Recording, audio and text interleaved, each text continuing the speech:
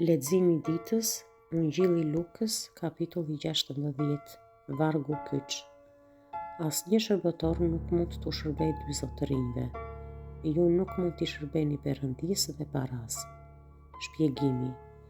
Kapitulli 16 përmban dy histori paralajmëruese.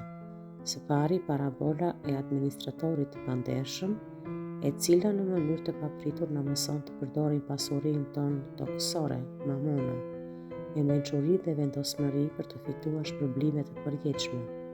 Së dyti, historia e Lazarit të varfër dhe e pasurit, duke treguar se besnikëria jonë ose mungesa e saj në menaxhimin e pasurisë këtu në tokë ka pasoja të përjetshme.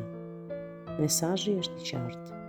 Zgjedhja është midis Zotit dhe parave, nuk ka rrugë të mesme. Lutu me mua. Lutja e reflektimit për ditën 16. O Zot, Ti je zotëria ime vetëm.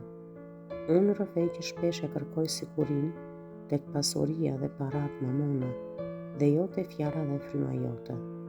Më fal për shërbimin në zemër të ndarë. Më ndihmo ta kuptoj se çelësi nuk është te sa pasuri kam, por tek besnikëria me të cilën unë menaxhoj atë që Ti më ke dhënë. Më jep mençurinë të përdor burimet e mia toksore për të fituar miq në mbretërinë tënde dhe për të treguar mëshirë si Samaritani. Më shliro nga lakmia dhe më ndihmo të shërbej Ty me gjithë zemër.